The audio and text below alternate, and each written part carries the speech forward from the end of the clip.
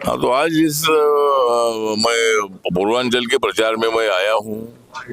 यहाँ मतलब जो मछली शहर भदोही, ये दो लोकसभा सीटों पर आज योगी आदित्यनाथ जी की सभा है, वहाँ मैं आज जाने वाला हूँ। उसके साथ साथ कल मतलब लालगंज है जो जौनपुर है, वहाँ भी मतलब प्रोग्राम रखे गए हैं, उसमें मैं जाने वाला हूँ। और बनारस की जो सीट है वाराणसी के माननीय नरेंद्र मोदी जी की है, यहाँ आज जो शाम को कुछ प्रोग्राम हो गए तो भी मैं अटेंड करने वाला हूँ। और यहाँ जो बीजेपी का ऑफिस है वहाँ भी मैं भेंट करने वाला हूँ। और कल सिद्धार्थ गौतम बुद्ध जी की जो जयंती है, तो इस जयंती के अवसर पर मैं खुद बुद्धिस्ट हूँ और सारनाथ में पहली बार मैं बुद्ध जयंती मनाने के लिए मैं इधर आया हूँ और मैं कल सुबह सारनाथ जाने वाला हूँ। तो इसी तरह मतलब जो पूर्वांचल की 35 सीटें हैं, 35 सीटों पर बीजेपी और एनडीए को आप चुनकर दीजिए, ये आह्वान करने के लिए मैं आज यहाँ वाराणसी आया हूँ। 5 चरण का मतदान किया है, क्या माहौल दिख रहा है देश भर में माहौल बहुत अच्छा है। जिस तरह 543 सीटों पर चुनाव होने जा रहा है देश भर में, और इसके पहले बीजेपी साउथ इंडिया में उतनी स्ट्रांग नहीं थी, खाली कर्नाटक में ही बीजेपी की सीट ज्यादा चुनकर आती थी। लेकिन अभी इस वक्त मतलब साउथ इंडिया में पांडिचेरी में बीजेपी स्ट्रांग है।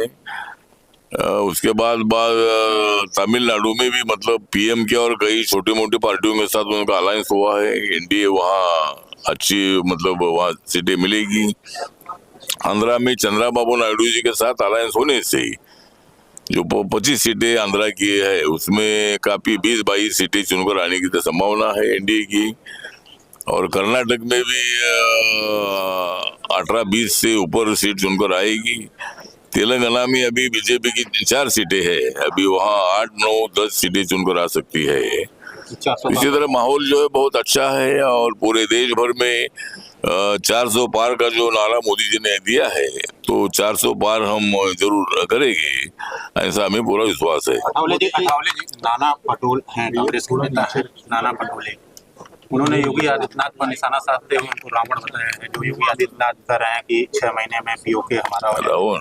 रावण का रावण योगी जी को रावण नाना पटोले। मुझे लगता है कि नाना पटोले हमारे महाराष्ट्र के कांग्रेस पार्टी के अध्यक्ष है। कई साल वो बीजेपी में भी रहे, बीजेपी के मेंबर ऑफ पार्लियामेंट भी रहे, लेकिन बीजेपी छोड़कर अभी कांग्रेस में जाए चले गए हैं। और योगी जी को रावण कहना ठीक नहीं है, मतलब इसी तरह के आरोप में बिल्कुल तथ्य नहीं है।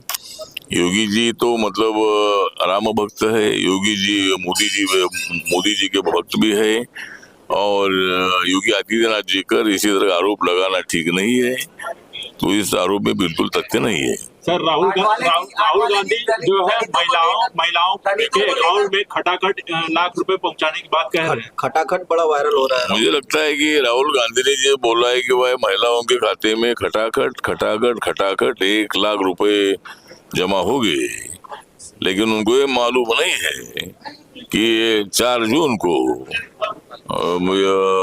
ऐसा रिजल्ट आएगा कि मतलब लोग मोदी जी के नाम पर कमल पर पटापट बटन दबाएंगे और मोदी जी को भारी वोटों से चुनकर लाएंगे।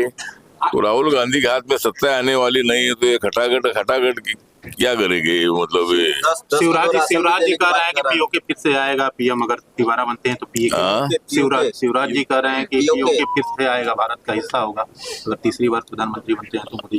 तो मतलब जो पाक व्याप्त कश्मीर है, ये पाक व्याप्त कश्मीर पर पाकिस्तान का कोई अधिकार नहीं है, वो कश्मीर का इलाका रहा है। लेकिन इसके पहले वो जो हरि सिंह राजा थे, जब देश को आजादी मिली थी तब हरि सिंह राजा के ताबे में जम्मू कश्मीर था, लेकिन अचानक पाकिस्तान ने आजादी यहाँ अनाउंस हुई और पाकिस्तान ने अचानक हमला करके कश्मीर का 1/3 पार्ट अपने ताबे में ले लिया है। तो इसके पहले जब 70 सालों तक कांग्रेस पार्टी की सरकार थी, उन्होंने मतलब पीओके को अपने ताबे में लेना चाहिए था, लेकिन ऐसा हुआ नहीं। लेकिन भविष्य में जरूर मैंने भी पार्लियामेंट में बहुत बार ये मांग की है कि एक दिन ऐसा आएगा कि पीओके मतलब भारत में आएगा, और आज वहाँ के लोग भी भारत के साथ आने के लिए उत्सुक है, और जरूर मतलब कुछ दिनों के बाद ही पीओके अपने कश्मीर में आएगा, भारत में आएगा। ओवैसी जी कह रहे हैं कि 10 साल की सरकार थी तब क्यों नहीं, ओवैसी जी कह रहे हैं 10 साल की सरकार थी तब क्यों नहीं लिया? नहीं, 10 साल में नहीं लिया, क्योंकि एक एक काम हमको करना है, एक साथ सब काम नहीं होता है। एक बार सर्जिकल स्ट्राइक हमने किया है, और पाकिस्तान के साथ हम दुश्मनी करना नहीं चाहते। पाकिस्तान ने मतलब जो आतंकवादी एक्टिविटीज को मतलब रोकना चाहिए, और भारत के साथ दोस्ती करने के लिए उन्होंने तैयार होना चाहिए, तो ये पाकिस्तान की इकोनॉमी डेवलप हो सकती है, पाकिस्तान के लोगों को न्याय मिल सकता है। भारत के साथ झगड़ा करने से उनको कुछ भी नहीं मिलेगा, और पाकिस्तान ने जब पाक व्याप्त कश्मीर को भारत के हवाले करके भारत के साथ दोस्ती करनी चाहिए। चलो। इनका सवाल है।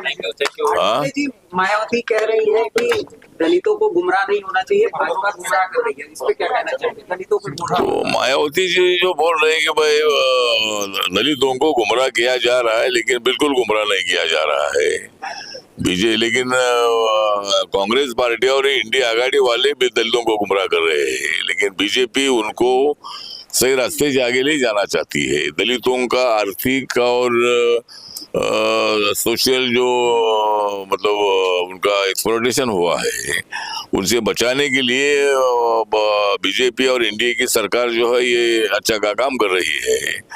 और दलितों के लिए मतलब मेरे मंत्रालय का बजट 1,59,000 करोड़ का है, आदिवासी का ट्राइबल का बजट 1,33,000 करोड़ का है। तो टोटल बजट में मतलब हमको बहुत बड़ी राहत जो है माननीय मोदी जी ने दी है, और दलितों की आर्थिक उन्नति के लिए और शैक्षणिक